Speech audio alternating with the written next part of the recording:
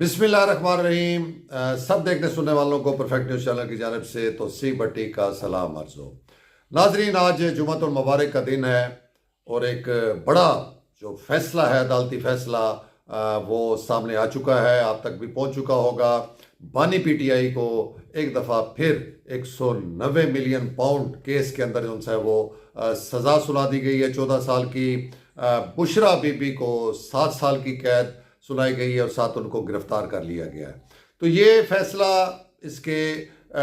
जो आगे असरात हैं हमारे मुल्क की सियासत के ऊपर, और ख़ास तौर पे जो इस टाइम एक मुज़ाकरात का अमल चल रहा है गवर्नमेंट और पीटीआई के दरमियान, उस पर इसके क्या असरात होंगे और ये मामला जो सा है ये आगे चल कर क्या शक्ल अख्तियार करेगा, क्या ये सज़ा बरकरार रहेगी या नहीं रहेगी, इसके बारे में आज हम तफसील से बात करेंगे नाजरीन। चूँकि ये नैब अदालत का फैसला है नाजरीन, इसलिए आज हमारी दूसरी भी कुछ खबरें जो सी है वो नैब के हवाले से ही हैं। उनके कुछ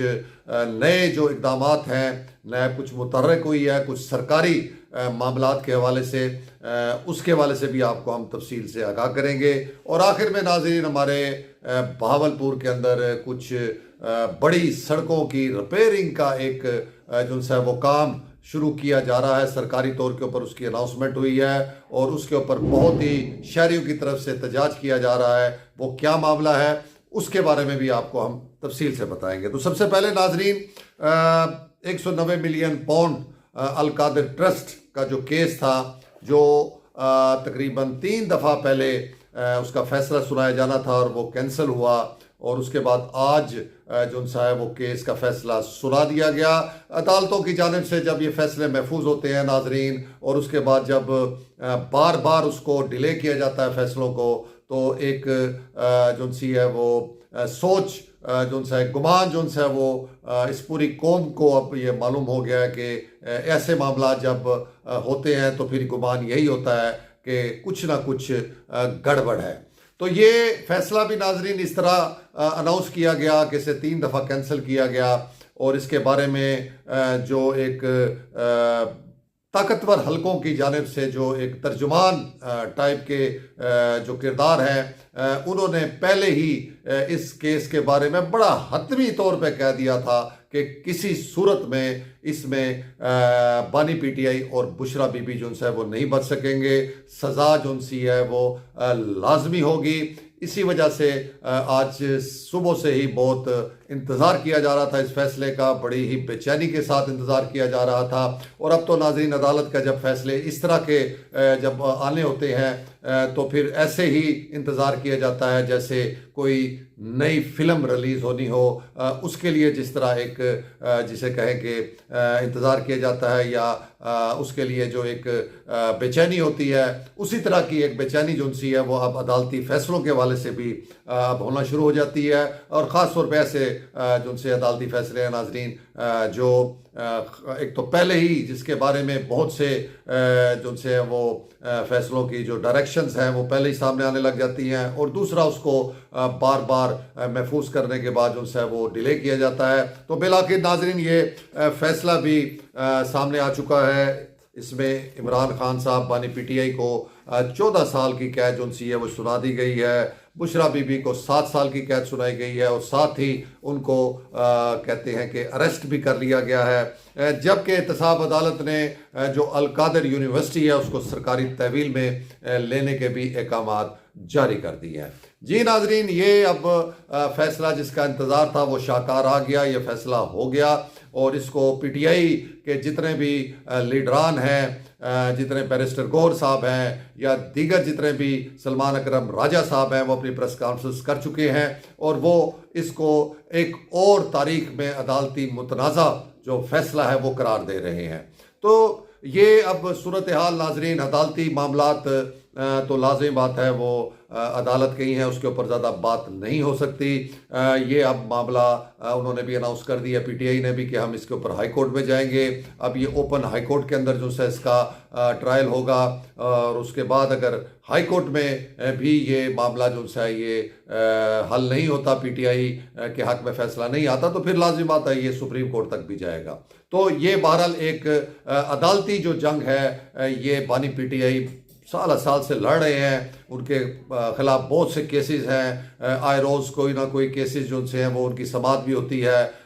फैसले आते हैं, फिर वो फैसले रिवर्स भी हो जाते हैं। ये सिलसिला चल रहा है और आगे भी चलता रहेगा। असल में जो देखना ये है नाजरीन कि ये इस फैसले का जो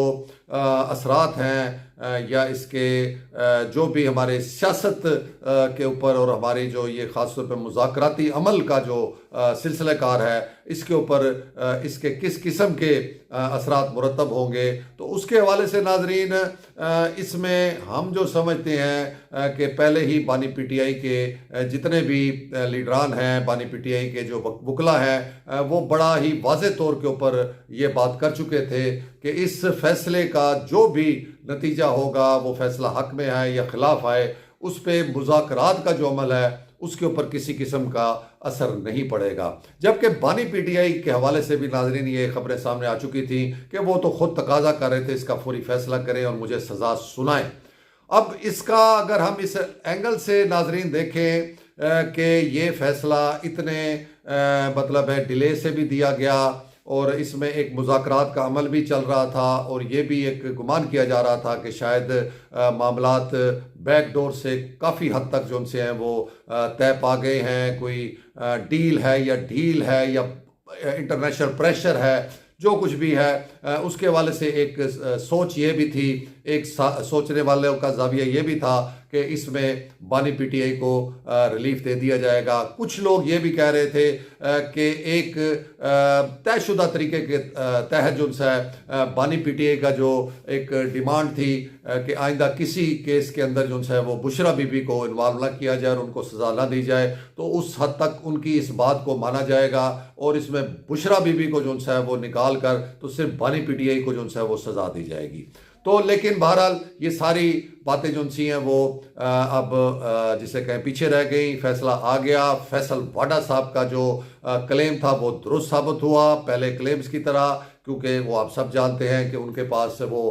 वेल इन्फॉर्म किस्म की वो शख्सियत है, उन्हें हर चीज़ का जो है वो पहले से इदराक होता है और उन्होंने इसको कानूनी लिहाज से कहा था कि कानूनी तौर पे इतना मजबूत केस है कि इसमें किसी सूरत में जो सा है वो गुंजाइश नहीं है कि इसमें कोई बचत हो सके बानी पीटीआई की और बुशरा बीबी की, इसमें सज़ा होनी है। तो आज एक सियासतदान के साथ साथ उनका जो कानून की जो उनके अपना उसमें जिसे कहें कि कानून की जो गिरफ्त है उनकी और जो वो कानून को और लॉ को समझते हैं, आज उन्होंने ये भी साबित कर दिया है कि वो कितने काबिल तरीन एक कानूनदान टाइप के शख्स भी हैं और इस चीज़ का फ़ायदा हुकूमत को लेना चाहिए और अगर मतलब मुमकिन हो तो उनको ये कानूनी मामलात के हवाले से भी कोई ना कोई जिम्मेदारी देनी चाहिए, क्योंकि उन्होंने साबित कर दिया कि वो सिर्फ सियासत को ही नहीं, वो सिर्फ दीगर मामलात को नहीं, वो कानून को भी बहुत अच्छी तरीके से समझते हैं। तो लाज़मी बात है हुकूमत ज़रूर इस बारे में भी सोचेगी। और इस हवाले से नाजरीन जब ये फैसला आ गया तो इसके असरात जो उनसे हैं वो पहले आपको बताया कि वो पहले ही तय हो चुका है कि मुज़ाकरात के ऊपर नहीं होंगे। इस फैसले से नाजरीन जो बड़ा फ़ायदा हासिल हुआ है, जो अगर इसको देखा जाए तो एक जो एक बयानिया बन चुका हुआ था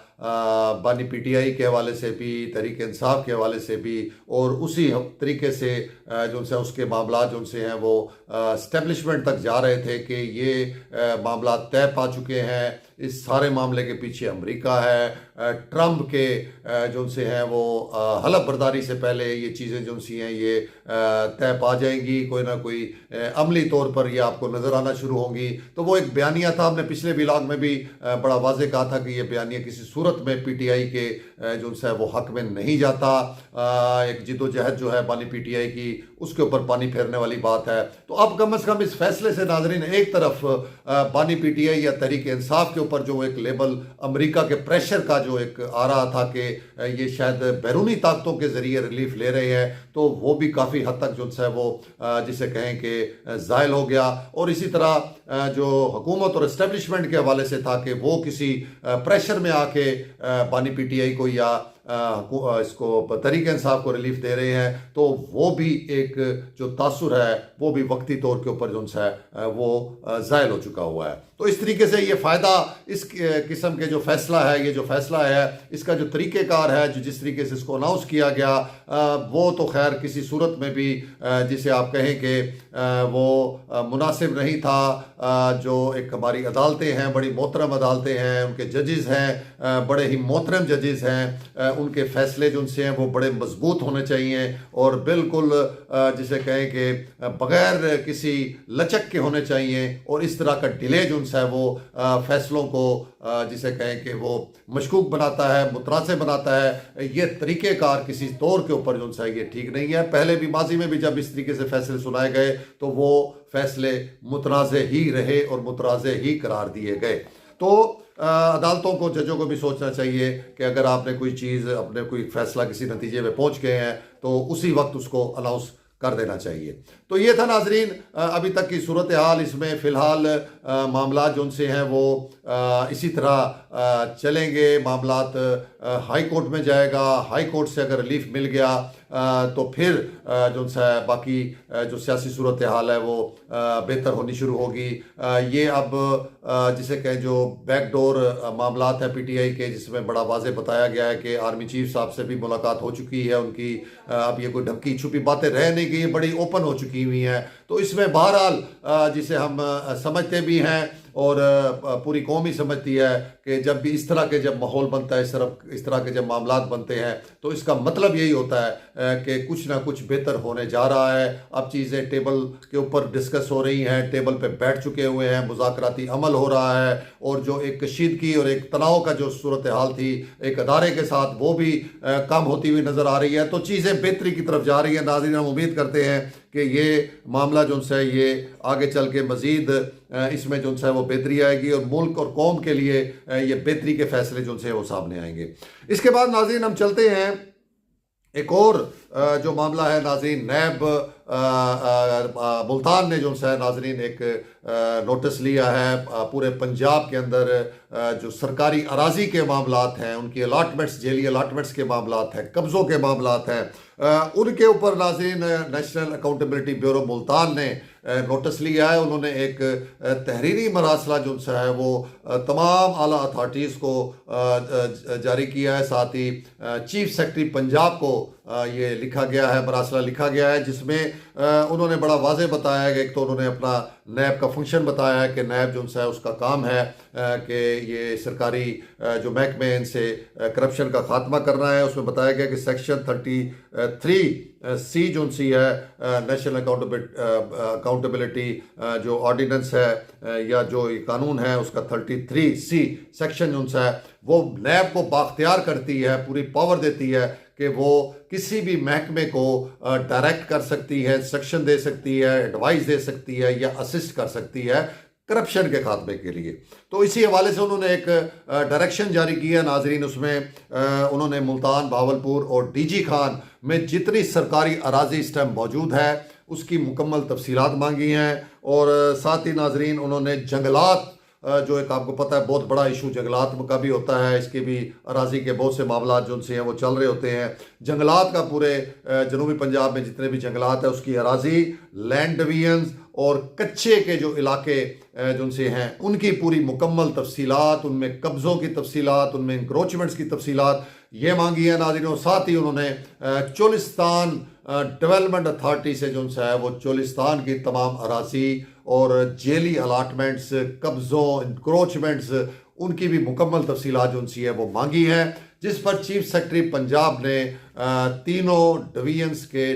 कमिश्नर्स, डिप्टी कमिश्नर और MD चोलिस्तान को तहरीरी तौर पर मरासला लिखते हुए हदायत की है कि फौरी तौर पर जो कुछ नैब ने मांगा है, जो तफसीलात मांगी हैं, वो जल्द अज जल्द नैब को जो है वो फराम की जाए। तो मकसद ये है कि नैब इस वक्त बड़ा मुतहर्रिक किरदार अदा कर रही है हर मामले में। उनका बड़ा जिसे कहें कि वो मुतहर्रिक सिलसिला है करप्शन के खात्मे के लिए भी। कुछ अरसे से हम देख रहे हैं कि बहुत अहम इनिशिएटिव जो है वो नैब की जानिब से उठाए जा रहे हैं, उसमें अब ये भी शामिल हो गया नाजरीन। अब देखते हैं कि ये सारी तफसीलात आने के बाद नैब ये जो कब्ज़ों का सिलसिला है जो हमारे पंजाब में इंतहा से ज़्यादा है, और बहुत ही कीमती सरकारी अराजियाँ जो उनसी हैं वो कब्ज़ा माफिया के कब्ज़े में है। मशीनरी जो हुकूमती मशीनरी है वो बेबस भी नज़र आती है और किसी न किसी वजह से खामोश भी नज़र आती है, क्योंकि इसके पीछे नाज़रीन बहुत बाअसर माफिया होता है, सियासी लोग होते हैं, ब्यूरोक्रेसी के आला लोग होते हैं। तो ये कोई आसान काम नहीं होता। बहरहाल अब नैब ने लिया है इसका नोटिस, तो उम्मीद करते हैं कि इसमें कुछ ना कुछ बेहतरी आएगी। दूसरा नाजरीन, एक और जो सूरत हाल है वो ये है कि चेयरमैन नैब की जानिब से पंजाब सिविल सेक्रेटेरिएट में का दौरा किया गया था 2024 के अंदर बताया जाता है, और उसमें फिर उन्होंने एड्रेस किया था तमाम सिविल सर्वेंट से, ब्यूरोक्रेसी से, सेक्रेटरी से, और वहाँ पर एक तय पाया था नाज़रीन, अकाउंटेबिलिटी फैसिलिटेशन सेल एक जो है वो बनाया गया था, जिसका जो कन्वीनियर थे वो सेक्रेटरी सर्विसेज को बनाया गया था। इसमें नाजरीन ये तय पाया था कि नैब की जानिब से जो कुछ केसेस रिटर्न किए जाते हैं अपना ब्यूरोक्रेसी को, इंतज़ामिया को, हुकूमत पंजाब को, कि वो इसको खुद पहले इब्तदाई इसकी तफ्तीश करे और तफ्तीश करने के बाद जो है वो इसको इसकी रिकमेंडेशन जो भी है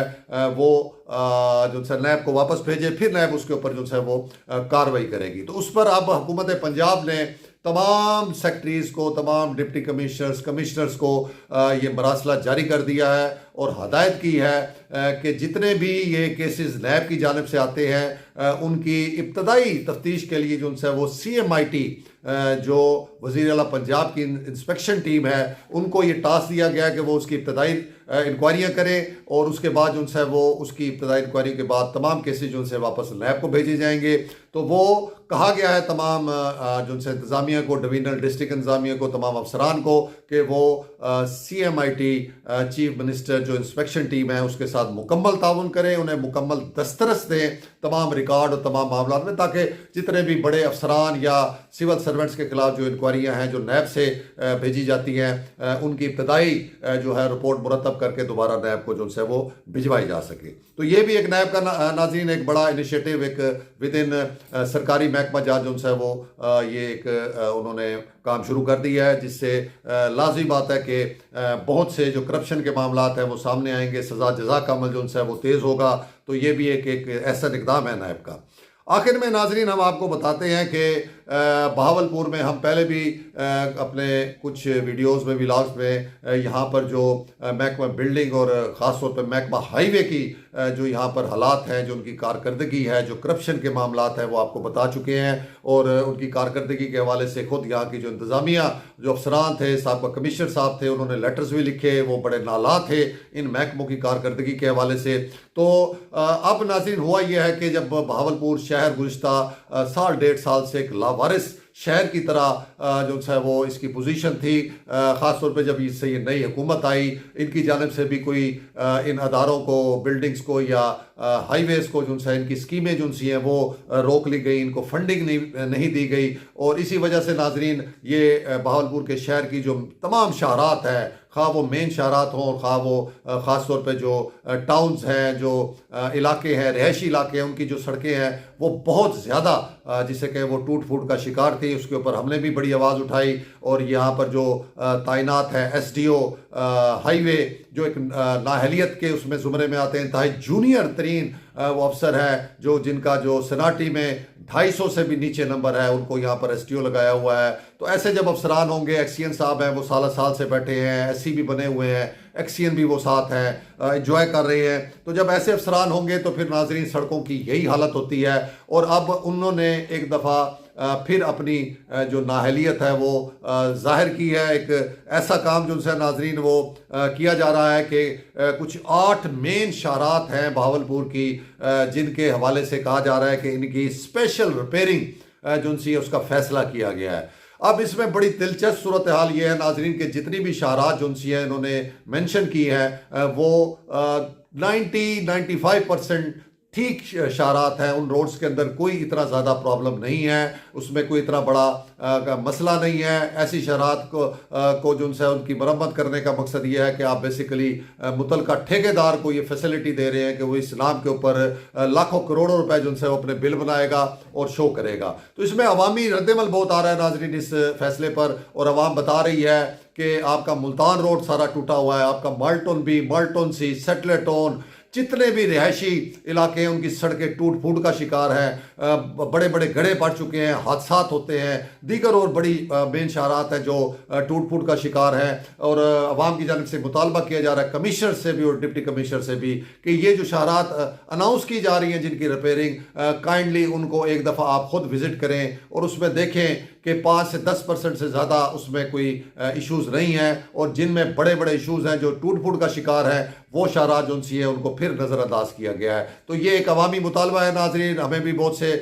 लोगों ने, शहरियों ने अप्रोच किया, तो ये हम अब इस फोरम से भी वज़ीर आला, chief secretary, commissioner, deputy commissioner को ये हम मुतालबा करते हैं कि एक तो ये नाअहल अफसरान जो से इनको तब्दील किया जाए, और दूसरा सही जो टूट फूट का शिकार शहरात हैं जिनके हालात वाकई इतने ख़राब हैं, पूरा का पूरा बहावलपुर शहर जो से अगर उसको देखा जाए तो तकरीबन 80% जो उसकी शहरात हैं उसके इंतहाई जिसे कहें कि बुरे हालात हैं, टूट फूट का शिकार हैं, और उसी वजह से नाज़रीन हादसात भी होते हैं। और ऐसी शहरात में जब गाड़ी और व्हीकल्स चलते हैं तो उनमें भी टूट फूट का अमल जो है वो शुरू हो जाता है। तो ये था नाज़रीन आज का व्लॉग, उम्मीद है कि आपको पसंद आया होगा। अपना बहुत सा ख्याल रखिएगा। तौसीफ भट्टी को इजाज़त, अल्लाह हाफ़िज़।